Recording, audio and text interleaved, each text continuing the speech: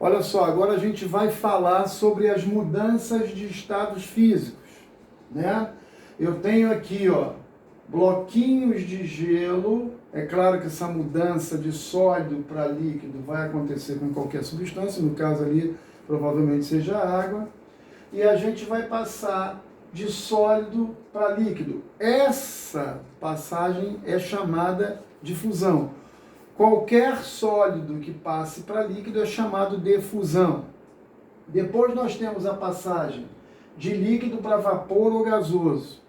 Essa passagem de líquido para gasoso é chamada de vaporização.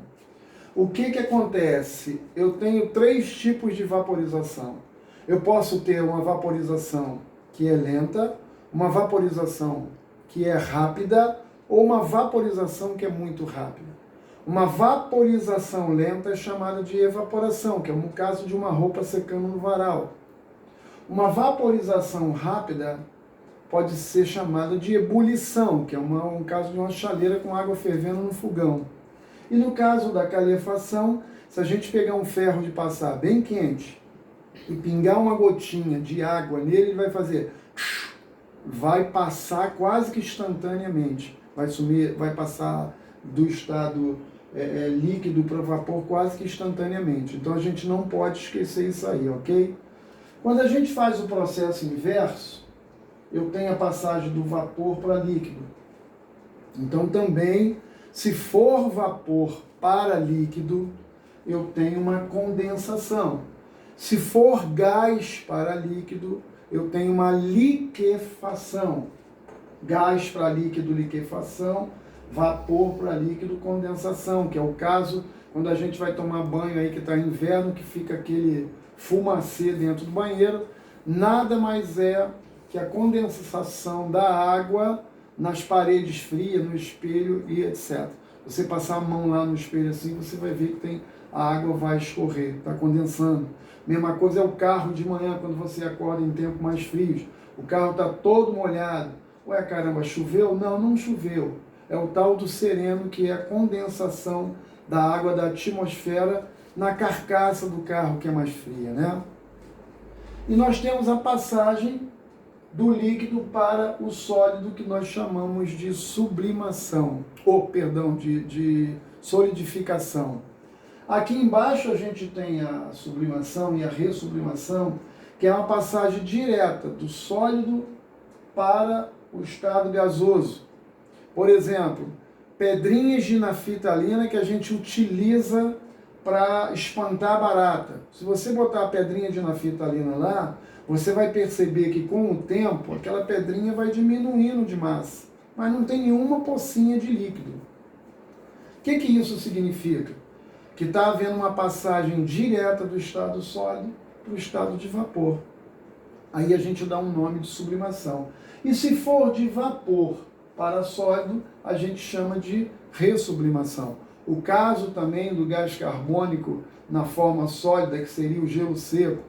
O gelo seco, você coloca ele em cima de algum lugar, você vai ver uma fumacinha. Se você colocar ele dentro d'água, ele começa a borbulhar. É muito comum em filmes aparecer aqueles potes de laboratório com líquido colorido borbulhando. O que tem lá dentro para fazer essas borbulhas seria o gás carbônico. Tá ok? Olha só. Esses dois gráficos aí vão passar, né, por várias fases. Esses gráficos aí seriam mudanças que a gente falou anteriormente. Então, quando eu tiver um patamar desse aqui, ó, significa que está acontecendo uma mudança de estado físico. Então, aqui eu tenho duas mudanças de estado físico. Como a minha substância é sólida, eu comecei a dar um aquecimento a ela. A primeira mudança será a fusão, que é a passagem de sólido para líquido. Toda substância tem um ponto de fusão. O que é ponto de fusão? É um ponto que a substância começa a passar de sólido para líquido. Toda substância tem um ponto de ebulição. O que é ponto de ebulição? é o ponto em que a substância começa a passar de líquido para vapor. Todas as vezes que a gente tiver uma passagem, uma mudança de estado, a gente vai perceber que a temperatura ela fica constante. O que continua passando aqui é o tempo. O tempo vai passando, mas a temperatura está constante. Por que a temperatura fica constante? Porque enquanto eu tiver sólido nessa passagem, a temperatura não altera. Quando chega nesse ponto aqui, ó, eu só tenho líquido. Aí a temperatura começa a subir de novo. E quando atingir o ponto de ebulição, ela começa a sofrer uma nova transformação, que é a passagem de líquido para vapor. Enquanto eu tiver líquido no sistema, a temperatura vai ser constante. Quando eu tiver totalmente vapor, a temperatura continua subindo. Nesse caso aqui, como o ponto de fusão é 0 graus e o ponto de ebulição é 100 graus, a gente com certeza está falando da água, porque o ponto de fusão da água é 0 graus e o ponto de ebulição da água é 100 graus Celsius. Ok? Repara bem, relacionado àquele gráfico que eu estava falando anteriormente, eu posso ter 4 gráficos diferentes. Olha só, o gráfico número 1, o primeiro patamar é totalmente irregular e o segundo patamar é totalmente irregular. No gráfico número 2, o primeiro patamar aqui, ó, ele é totalmente regular e o segundo é totalmente irregular.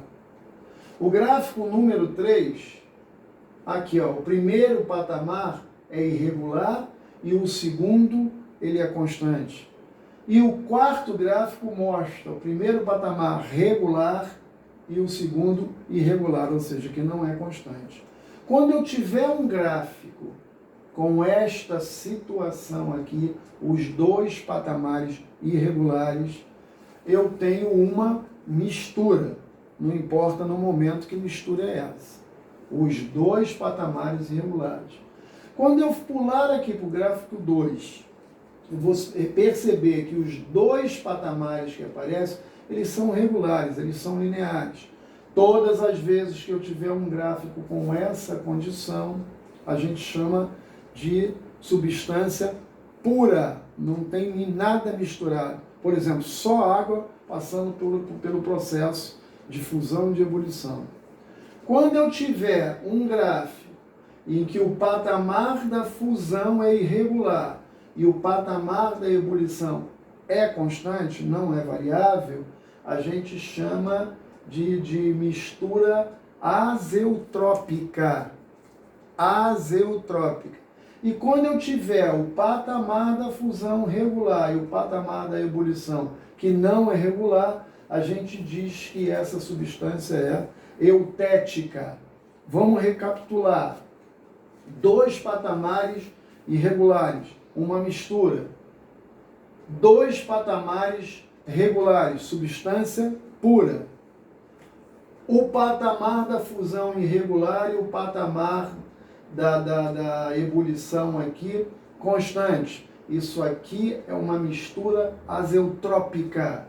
Um patamar aqui, ó, da fusão regular e o patamar da ebulição irregular, isso aqui é uma mistura eutética, certo? Agora a gente vai falar um pouquinho do nosso querido átomo, né? O termo átomo significa não divisível, mas a gente sabe que não é bem isso, porque aqui eu já consigo ver um núcleo e consigo ver uma eletrosfera. Então a gente já sabe que esse termo átomo aí está furado. Qualquer dia, quem sabe, eles vão mudar esse nome, que esse nome já pegou e ninguém tira ele mais.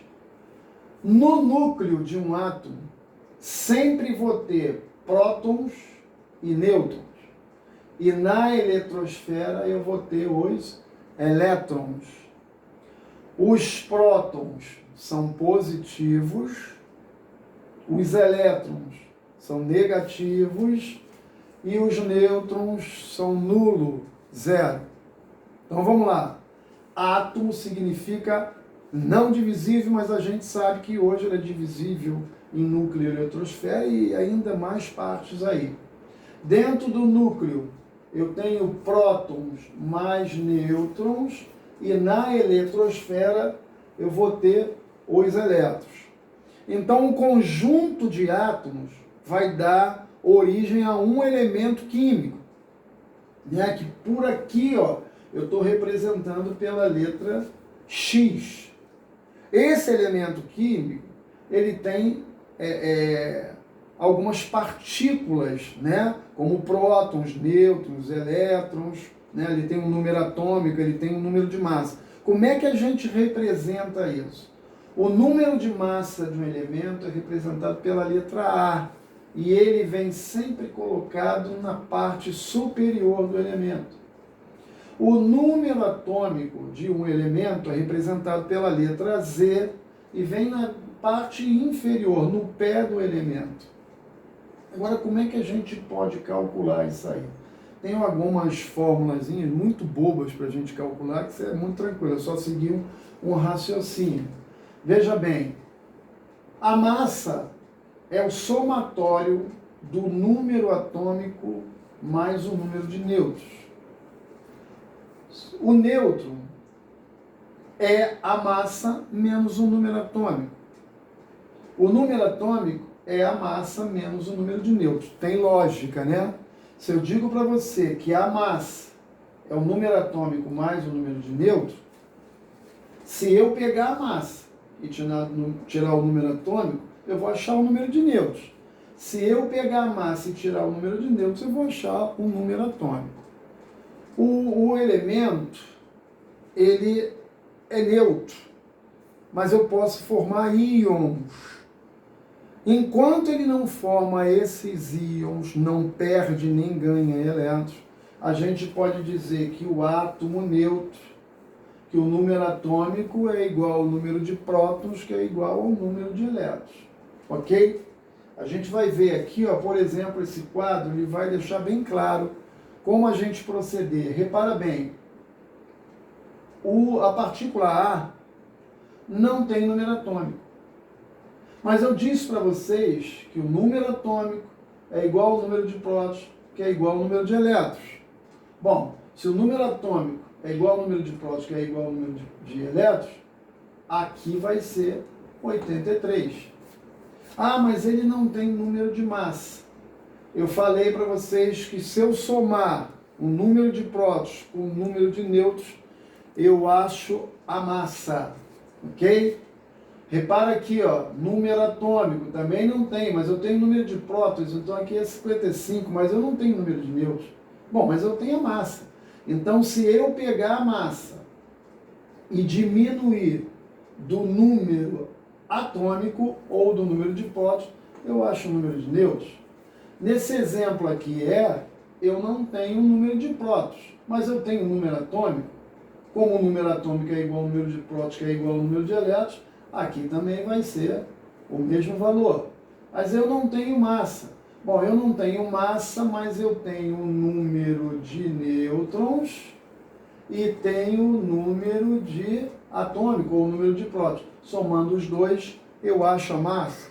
Aqui embaixo eu não tenho o número atômico, mas tenho o número de prótons. Então é só substituir. Ah, eu não tenho o número de nêutrons, mas eu tenho a massa. Então, se eu pegar a massa e diminuir do número atômico, eu acho o número de nêutrons, tá? Nesse caso aqui, eu não tenho o número de prótons, mas eu tenho o número atômico, então é só jogar para cá o 55. Ah, mas eu não tenho a massa. Massa não é prótons mais nêutrons? Se eu já tenho o número de prótons que é aqui, que é 55, somando com 82, eu vou obter a massa. Ok, gente? Vamos dar uma paradinha aqui e vou partir para o outro vídeo que já está estourando o tempo. Já volto.